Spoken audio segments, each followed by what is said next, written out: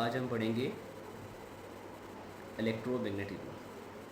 Electromagnetism. अच्छा, तो electromagnetism को स्टार्ट करने से पहले हम ऐसे करते हैं कि चैप्टर नंबर 12 के एक इम्पॉर्टेंट कंसेप्ट को रिवाइज करते हैं। मुझे उम्मीद है आप सबको याद होगा, और वो कंसेप्ट है इलेक्ट्रोस्टैटिक्स का। इलेक्ट्रोस्टैटिक्स इलेक्ट्रोस्टैटिक्स के बारे में आप में से किस किस को याद है? याद आया? अच्छा, चलें हम इसको रिवाइज करते हैं।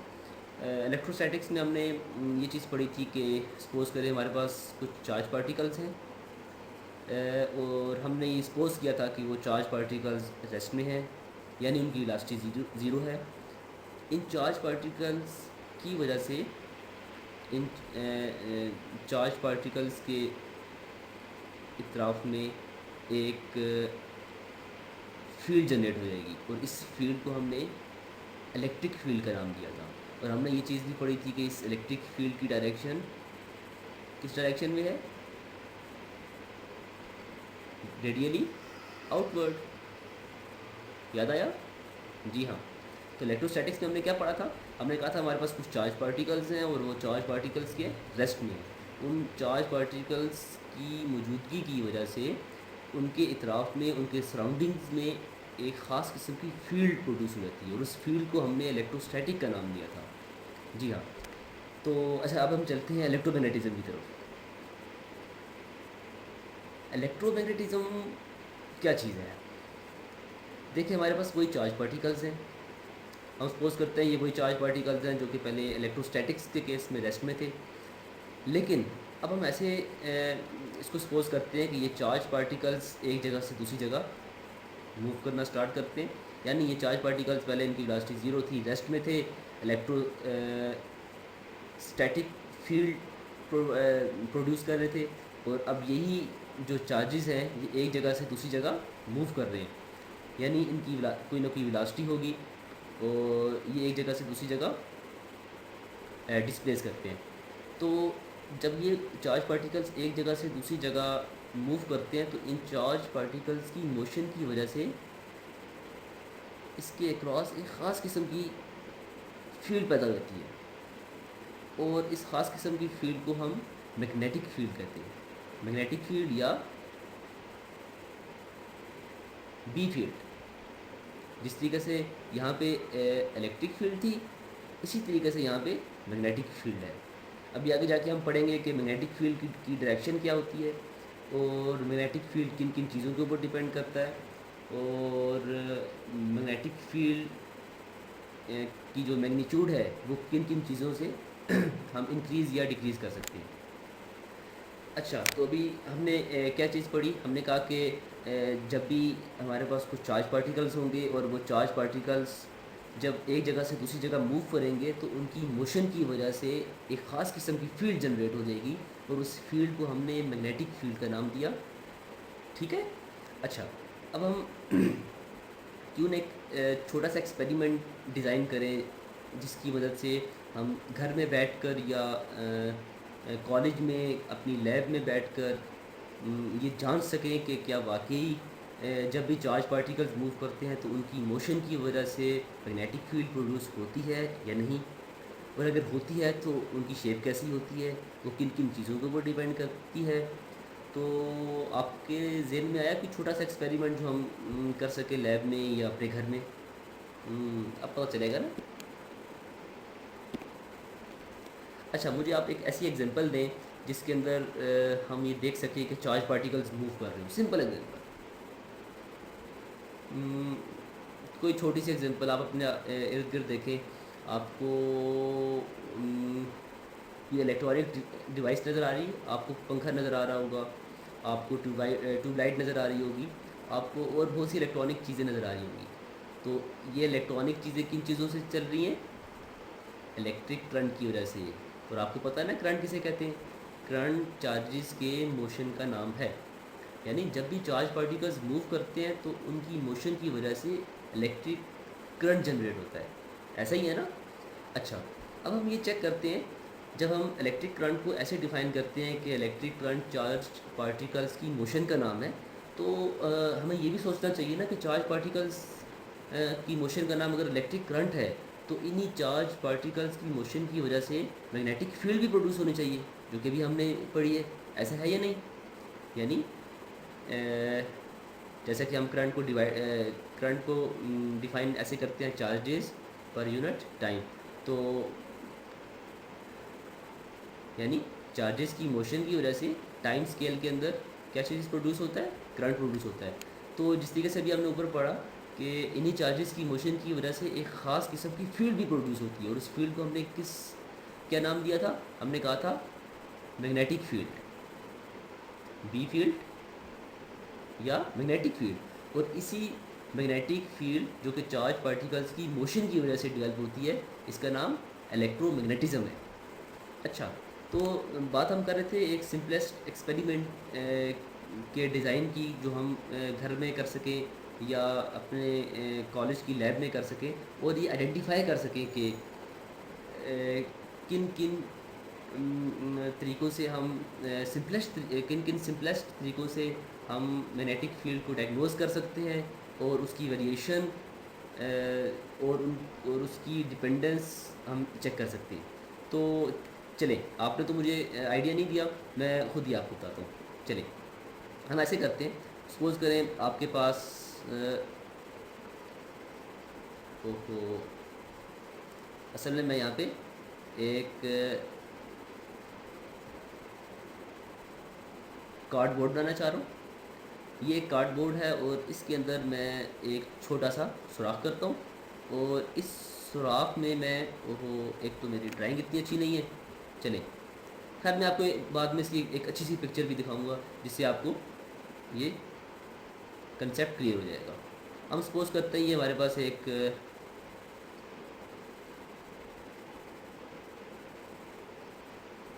रॉड है कॉपर का, ठीक है? आपको पता है ना, copper is a good conductor. अच्छा, ये कॉपर का एक रॉड है, और इस रॉड को हमने इस कार्डबोर्ड में से गुजारा। अब हम ऐसे करते हैं कि अच्छा, अब मुझे बताएं कि मैग्नेटिक फील्ड जो आप अक्सर बचपन में सुना करते थे, मकनातीस, और उस मकनातीस की डायरेक्शन को डिफ़ाइन करने के लिए, नॉर्थ साउथ पोल को डिफ़ाइन करने के लिए, और नॉर्थ साउथ पोल की डायरेक्शन कंफर्म करने के लिए आप एक छोटी सी डिवाइस यूज़ किया करते थे। याद आया आपको नाम उसका? जी हाँ, उसका नाम था कंपास नीडल। तो कंपास नीडल क्या होती है? आपके पास एक छोटी सी डिवाइस होती है, और एक उसके अंदर एक छोटी सी नीडल होती है, जो कि आपको नॉर्थ टू साउथ इंडिकेट कर रही होती है डायरेक्शन को। अच्छा, अब हम ये करते हैं कि इसी तरह की 4-5 कंपास लेते हैं, एक यहाँ पे रख देते हैं, एक यहाँ पे रखते हैं, एक यहाँ पे रखते हैं, एक यहाँ पे रखते हैं। अच्छा, अभी हमने इस कॉपर के रॉड में से कोई करंट, कोई सोर्स अप्लाई नहीं किया। तो अभी आप ये देखेंगे, जब हमने इसमें कोई सोर्स या इस जो कॉपर का रॉड है, जब इसमें से करंट पास नहीं कर रहा, जस्ट अभी हमने इसको बीच में इंसर्ट किया, तो तमाम के तमाम जो कंपास नीडल है, उनके अंदर जो नीडल की डायरेक्शन है, वो हम सपोज करते हैं कि नॉर्थ इस साइड पे है, और साउथ इस साइड पे है, तो नॉर्थ टू साउथ तमाम की तमाम अलाइन होंगी। अच्छा, अब हम ऐसे करते हैं कि इसी कार्डबोर्ड को लेते हैं, और ये दोबारा मैंने कार्डबोर्ड बना दिया, ठीक है? ये वही एक मैंने सुराख इसमें किया, और ये कॉपर का रॉड जो कि मैंने पहले ड्रा किया था, मैं दोबारा ड्रा कर देता हूँ। और मेरी इतनी अच्छी ड्राइंग नहीं है, मैं आपको चले आखिर में एक अच्छी सी पिक्चर दिखाऊंगा, जिससे आपको ये इमेज बिल्कुल क्लियर हो जाएगा। अच्छा, अब इस कॉपर के रॉड को मैं ऐसे करता हूँ कि एक एक्सटर्नल बोर्ड बैटरी के साथ अटैच कर देता हूँ। बैटरी का मकसद आपको पता है ना क्या होता है? बैटरी का मकसद होता है चार्जेस को पुश अप करना, चार्जेस को सर्कुलेट करना। आपको पता है copper is a good conductor, और जब हम इसको एक बैटरी के साथ अटैच करेंगे, तो ये जो आपका एक्सटर्नल सोर्स है, ये पुश करेगा इलेक्ट्रॉन्स को, और ये इलेक्ट्रॉन्स मूव करेंगे इस पूरे सर्किट में, और आपके पास करंट की डायरेक्शन इस तरीके से यहाँ से ऐसी होगी और यहाँ से करंट की डायरेक्शन ऐसी होगी, ठीक है। अच्छा, अब आपको एक इंटरेस्टिंग चीज़ बताऊं कि आपके जो यहाँ पे नीडल्स पड़ी थी ना, उन नीडल्स की डायरेक्शन अचानक से पता कैसी होगी? पहले तो ऐसी थी, अब उन नीडल्स की जो डायरेक्शन है वो एक की ऐसी हो गई, इसकी ऐसी हो गई, इसकी ऐसी हो गई, और इस वाले जो कंपास नीडल थी उसकी नीडल की डायरेक्शन ऐसी होगी। वो जब हमने इनके हेड्स को तमाम हेड्स के पॉइंट्स को कंबाइन किया तो हमने देखा कि ये एक सर्कुलर टाइप की चीज़ बन रही थी। मेरी फिगर इतनी अच्छी नहीं है, डायग्राम इतनी अच्छी नहीं है, लेकिन एग्जैक्टली आपके पास ये अगर वही कार्डबोर्ड हम सपोज करते हैं और तो इसके सराउंडिंग में इस किस्म की इलेक्ट्रिक फील्ड की इंडिकेशन हमें किस तरीके से पता चली? इस इन कंपास नीडल्स की वजह से। चले मैं ऐसा करता हूँ कि आपको एक अच्छी पिक्चर दिखाता हूँ इस पॉइंट के ऊपर। चले हम ऐसे करते हैं, आपको दिखाता हूँ ये। जी हाँ, नज़र आया आपको? ये आपके पास सपोज करो वही कॉपर का रॉड है, यहाँ से चार्जेस इस डायरेक्शन में फ्लो हो रहे हैं और इन चार्जेस के मोशन की वजह से जैसी ये करंट प्रोड्यूस हुआ और इस करंट की वजह से क्या आप देख रहे हैं, ये सर्कुलर पाथ में मैग्नेटिक फील्ड प्रोड्यूस होगी। समझ आइए आपको? यानी देखें, एक चीज़ हमने यहाँ से क्या कंफर्म किया कि जैसी चार्ज पार्टिकल्स, यानी आपको पता है कि जब भी इलेक्ट्रिकल सर्किट होता है तो उसके अंदर चार्ज पार्टिकल्स यानी इलेक्ट्रॉन्स मूव कर रहे होते हैं, और यही इलेक्ट्रॉन्स जब कॉपर की वायर में से पास हुए तो इसके अराउंड क्या चीज़ प्रोड्यूस हुई? एक मैग्नेटिक फील्ड प्रोड्यूस हुई। और इस मैग्नेटिक फील्ड की इंडिकेशन हमने कैसे की? इन कंपास नीडल्स की मदद से। तो समझ आया आपको? बिल्कुल इसी तरीके से। अच्छा, अब हम एक और काम करते हैं। अब हम ऐसे करते हैं कि चले इसी एक्सपेरिमेंट के अंदर हम एक छोटी सी चीज़ ऐड करते हैं। हम ऐसे करते हैं कि ये वही कार्डबोर्ड है, ये रॉड है कॉपर का। इस कार्डबोर्ड को हमने पहले ये पॉजिटिव के साथ अटैच था, अब इसको हम नेगेटिव के साथ अटैच करते हैं और ये साइड हमने पॉजिटिव के साथ अटैच कर दी। यानी पहले करंट ऐसे जा रहा था, अब करंट की डायरेक्शन ऐसे है। पहले करंट की डायरेक्शन इस रीजन में ऐसे थी और अब करंट की डायरेक्शन ऐसे है, ठीक है, यानी प्लस नेगेटिव। तो बहुत इंटरेस्टिंग चीज़ नज़र आई हमें। वो क्या? जो यहाँ कंपास नीडल्स पड़ी थी, यहाँ हमने बहुत सी कंपास नीडल्स रखी। यहाँ चूँकि स्पेस कम है इस वजह से मैंने सिर्फ 4 कंपास नीडल्स बनाई है, वरना यहाँ बहुत सी कंपास नीडल्स हमने रखी। तकरीबन हम इसको 7 से 8 या ज़्यादा कंपास नीडल्स भी रख सकते हैं और एक अच्छी इन्फॉर्मेशन उनसे हम हासिल कर सकते हैं। अच्छा, तो पता क्या हुआ? जैसे ही हमने इस रॉड में से इलेक्ट्रिक करंट पास कराया, लेकिन अपोजिट पोलैरिटी में, यानी पहले पॉजिटिव यहाँ पे था, नेगेटिव यहाँ पे था, करंट की डायरेक्शन ऐसे थी। अब कैसे करंट की डायरेक्शन है? अब करंट की डायरेक्शन ऐसे है। तो पता क्या हुआ? करंट की डायरेक्शन जैसे ही हमने अपवर्ड की तो यहाँ जो कंपास नीडल थी इसकी डायरेक्शन ऐसी हो गई, इसकी डायरेक्शन ऐसे, इसकी डायरेक्शन ऐसे और इसकी डायरेक्शन ऐसे। वो जब हमने इसके हेड टू तमाम के हेड्स को ऐड किया, तमाम हेड पॉइंट्स को ऐड किया, तो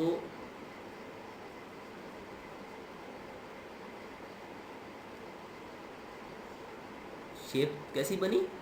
दोबारा सर्कुलर बनी। लेकिन इस सर्कुलर में और उस सर्कुलर में क्या फ़र्क है कि इस सर्कुलर में आपके पास जो फील्ड की डायरेक्शन थी वो किस साइड पे किस डायरेक्शन में इंडिकेट हुई कंपास नीडल्स की वजह से? काउंटर क्लॉकवाइज, शाबाश। और ऊपर वाले एक्सपेरिमेंट में जिसमें हमने यहाँ पे चलिए मैं आपको दिखाता हूँ, ये देखिए ऊपर हमने क्या किया था, ऊपर हमने जी ये देखिए यहाँ हमने पॉजिटिव टर्मिनल इसको कंसीडर किया था, नेगेटिव इसको किया था। तो चार्जेस की मोशन ऐसे थी, तो इन चार्जेस की मोशन की वजह से जो आपके पास इलेक्ट्रिक फील्ड की डायरेक्शन थी, जो हमने पास नीडल्स की वजह से फाइंड की, वो किस डायरेक्शन में थी? उनकी डायरेक्शन थी क्लॉकवाइज। यस, शाबाश। तो आपने इस छोटे से एक्सपेरिमेंट से क्या चीज़ ऑब्ज़र्व की? आपने ऑब्ज़र्व किया कि जैसे ही हमने करंट की डायरेक्शन चेंज की, फ़ौरन से जो मैग्नेटिक फील्ड की डायरेक्शन थी वो भी चेंज होगी। अच्छा, अब हम एक और काम करते हैं, इसी छोटे से एक्सपेरिमेंट को थोड़ा सा एक्सटेंड करते हैं। हम ऐसे करते हैं, ये वही रॉड है, वही कार्डबोर्ड है, और इस कार्डबोर्ड में से जिसमें जो कंपास नीडल थी पहले वो एक ख़ास डायरेक्शन में पहले हमने देखा वो इस तरीके से अलाइन थी, फिर हमने देखा कि वो इस तरीके से अलाइन हुई। तो अभी हमने ऐसे किया कि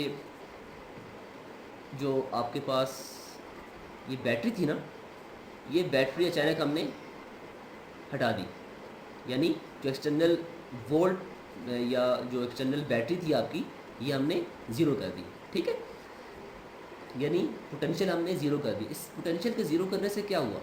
इस पोटेंशियल के ज़ीरो करने से आपके पास जो चार्ज पार्टिकल्स थे उनकी मोशन स्टॉप होगी। ऐसा ही है ना? सर देखें, मैंने आपसे पहले भी कहा था कि जो चार्ज पार्टिकल्स होते हैं ये किस वजह से मूव करते हैं? जब भी कोई एक्सटर्नल बैटरी या एक्सटर्नल कोई सोर्स हम अप्लाई करते हैं, तो वो एक्सटर्नल सोर्स जो सा है वो इन पार्टिकल्स को, इन चार्ज पार्टिकल्स को पुशअप करता है और इनको, इनकी एनर्जी को इन्हेंस करता है, और ये जो चार्ज पार्टिकल्स होते हैं ये सर्कुलेट करते हैं। अच्छा, अभी जैसे ही हमने ये जो एक्सटर्नल सोर्स था इसको हमने ज़ीरो किया, तो फिर आप गेस करें क्या हुआ?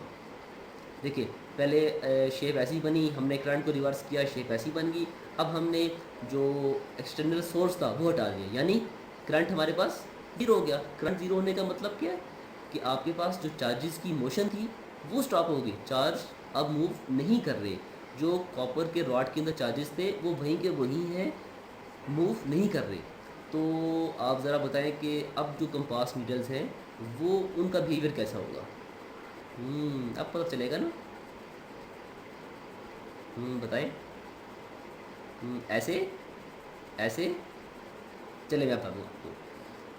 ये कंपास नीडल्स दोबारा से अपने आप को north to south, north to south align कर लेंगी। यानी ये जैसे हमने वोल्टेज हटाई, करंट स्टॉप हुआ। इस करंट के स्टॉप होने की वजह से जो मैग्नेटिक फील्ड प्रोड्यूस हो रही थी, यानी चार्जेस की मोशन की वजह से जो मैग्नेटिक फील्ड प्रोड्यूस हो रही थी, वो मैग्नेटिक फील्ड फ़ौरन से ख़त्म हो गई। है ना इंटरेस्टिंग? वो देखिए कितना सिंपल सा एक्सपेरिमेंट है जो कि आप लैब में भी कर सकते हैं, घर में भी कर सकते हैं। अच्छा, चलिए अब हम देखते हैं कि हमने इस पूरे एक्सपेरिमेंट में क्या कुछ सीखा। अब हम इसको थोड़ा सा समराइज़ करते हैं। देखें, सबसे पहली चीज़ हमने ये देखी कि जो कि बहुत इम्पॉर्टेंट है वो ये है कि जब भी चार्ज पार्टिकल्स एक जगह से दूसरी जगह मूव करते हैं तो उनकी मोशन की वजह से मैग्नेटिक फील्ड प्रोड्यूस होती है। इस मैग्नेटिक फील्ड को डायग्नोज करने के लिए, इस मैग्नेटिक फील्ड को चेक करने के लिए, इसकी पोलैरिटी को चेक करने के लिए हमने एक छोटा सा एक्सपेरिमेंट किया। और उस छोटे से एक्सपेरिमेंट के अंदर हमने ये चीज़ क्या देखी कि जब भी चार्ज पार्टिकल्स मूव करेंगे in the form of electric current, यानी इलेक्ट्रिक करंट में क्या होता है, चार्ज पार्टिकल्स यानी इलेक्ट्रॉन्स मूव कर रहे होते हैं। ये इलेक्ट्रॉन्स जब मूव कर रहे होते हैं तो इनकी मोशन की वजह से हमने देखा कंपास नीडल्स की मदद से कि एक सर्कुलर फॉर्म में मैग्नेटिक फील्ड प्रोड्यूस हुई। एक तो ये चीज़ होगी। दूसरी चीज़ हमने इसमें क्या चीज़ ऑब्जर्व की, वो ये थी कि जैसे ही हमने करंट की पोलैरिटी चेंज की, पॉजिटिव से नेगेटिव या नेगेटिव से पॉजिटिव, हमने करंट की डायरेक्शन ऑपोजिट की, तो जो मैग्नेटिक फील्ड की डायरेक्शन थी वो भी ऑपोजिट होगी। यानी पहले वो क्लॉकवाइज थी, तो बाद में एंटी क्लॉकवाइज होगी। यानी चार्जेस की मोशन किस डायरेक्शन में है, मैग्नेटिक फील्ड इसके ऊपर डिपेंड करता है।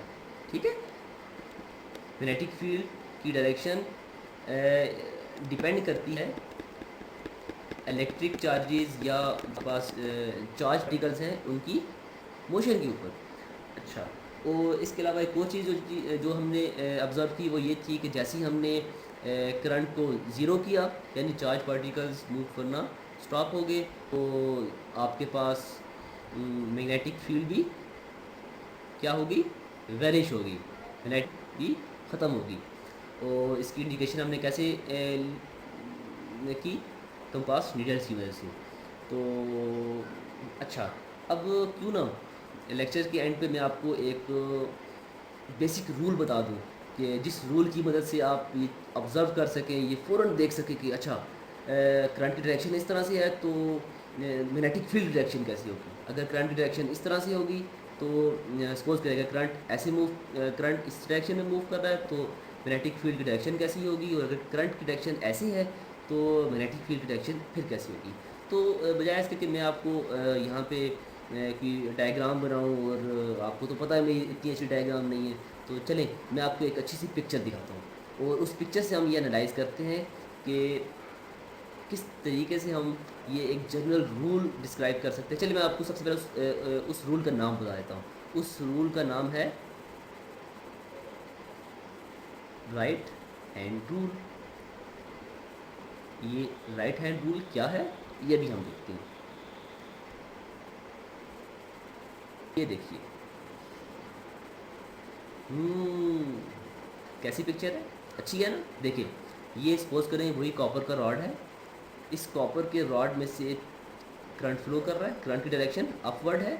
तो आप इस कॉपर के रॉड को इस तरीके से पकड़ें कि आपके देखें जिस तरीके से इसने अपनी उंगलियों को कर्ल किया हुआ है, आप सिंपली इस रॉड को पकड़ें तो आपके जो थंब की डायरेक्शन होगी वो डायरेक्शन ऑफ करंट को शो करेगी, और जो आपकी उंगलियां जिस तरीके से कर्ल हुई है ना, ये जो उंगलियों की कर्ल होने की डायरेक्शन है ये आपको मैग्नेटिक फील्ड की डायरेक्शन शो करेंगी। देखें बिल्कुल इसी तरीके से। अब इस केस में आप देखें तो आपकी जो उंगलियों की डायरेक्शन है वो कैसी है, काउंटर क्लॉकवाइज। शाबाश। देखिए जो आपके पास मैग्नेटिक फील्ड बन रही है नीचे, वो भी कैसी बन रही है, काउंटर क्लॉकवाइज बन रही है। Very good. और अगर हम ऐसे करें कि करंट को चेंज कर दें, यानी करंट डाउनवर्ड कर दें, तो अब हम इसको कैसे पकड़ेंगे। अब हम इसको पकड़ने के लिए ऐसे करेंगे कि अपने थंब की जो डायरेक्शन है उसको हमेशा करंट की डायरेक्शन में रखेंगे, यानी अभी थंब की डायरेक्शन करंट की डायरेक्शन में है, और अगर हम इसको अपोजिट करेंगे तो थंब की डायरेक्शन इधर आएगी, और आपके पास जो उंगलियां होंगी वो बजाय इसके ऐसे रोटेट होने के कैसे रोटेट होंगी, यहाँ से इधर जाएंगी, और आपके पास मैग्नेटिक फील्ड की डायरेक्शन कैसी होगी, यस, क्लॉकवाइज। Very good. तो यहाँ से आपने एक छोटा सा रूल आप डिफ़ाइन कर सकते हैं कि आप देखें कि किसी भी वायर में से, किसी भी पाथ में से अगर करंट पास कर रहा है या कोई भी चार्ज पार्टिकल्स मूव कर रहे हैं, तो जिस डायरेक्शन में चार्ज पार्टिकल्स मूव कर रहे हैं आप अपने थंब को उस डायरेक्शन में रखें और अपनी उंगलियों को कर्ल करें उस लाइन के क्रॉस या उस बॉडी के क्रॉस जिस बॉडी में चार्ज पार्टिकल्स मूव कर रहे हैं। तो आपकी उंगलियों की डायरेक्शन इंडिकेट करेगी मैग्नेटिक फील्ड की डायरेक्शन को। और अगर आप इसको चेक करना चाहें कि ऑपोजिट करंट के केस में मैग्नेटिक फील्ड की डायरेक्शन कैसी होगी, तो आप जस्ट अपने जो बिल्कुल इसी तरीके से जिस तरीके से यहाँ पे आप देख रहे हैं, अपने थंब को नीचे ले आएँ और राइट हैंड से इसको पकड़ें, तो आपकी जो उंगलियों की डायरेक्शन होगी वो क्लॉकवाइज डायरेक्शन में होगी। तो क्या ख्याल है, आज का लेक्चर इंटरेस्टिंग था ना। ये आपने चेक पहले ये देखा कि जब भी चार्ज पार्टिकल मूव करते हैं तो उनकी मोशन की वजह से मैग्नेटिक फील्ड प्रोड्यूस होती है। और ये जो भी हमने लास्ट में एक बहुत ही इम्पॉर्टेंट रूल स्टडी किया है, मैं एक चीज़ आपको वार्न कर दूं कि ख़बरदार ऐसा ना हो कि कभी किसी करंट की वायर को आप अपने हाथ से पकड़ें और अपने हाथ से ये चेक करने की कोशिश करें कि मैग्नेटिक फील्ड की डायरेक्शन क्लॉकवाइज है या एंटी क्लॉकवाइज। ख़बरदार, आपने ऐसा बिल्कुल नहीं करना। ये राइट हैंड रूल सिर्फ समझाने के लिए आपको कि आप अपने राइट हैंड से ये एज्यूम करें कि आपने वायर को पकड़ा है, जिस डायरेक्शन में इलेक्ट्रॉन्स मूव कर रहे हैं, जिस डायरेक्शन में चार्ज पार्टिकल्स मूव कर रहे हैं, उसी डायरेक्शन में आपकी थंब की डायरेक्शन है, और आपका जो उंगलियां हैं, आपकी उंगलियों की रोटेशन मैग्नेटिक फील्ड की रोटेशन को इंडिकेट करेंगी। तो लिहाजा ख़बरदार ऐसा ना हो कि आप घर में या लैब में, कॉलेज लैब में अपने हाथ से किसी भी इलेक्ट्रिक वायर को पकड़ें और ये जज करने की कोशिश करें, या ये समझने की कोशिश करें कि मैग्नेटिक फील्ड रिएक्शन कैसी है। आपने हरगिज़ ऐसा नहीं करना, ये जस्ट आपको समझाने के लिए था। तो उम्मीद है आज का लेक्चर आपको समझ आया होगा। नेक्स्ट लेक्चर में हम ये चीज़ें देखेंगे कि ये जो मैग्नेटिक फील्ड, ये जो इलेक्ट्रोमैग्नेटिज्म में हमने मैग्नेटिक फील्ड को स्टडी किया, ये किन किन चीज़ों के ऊपर डिपेंड करता है। ठीक है, ये इंशाल्लाह हम नेक्स्ट लेक्चर में देखेंगे।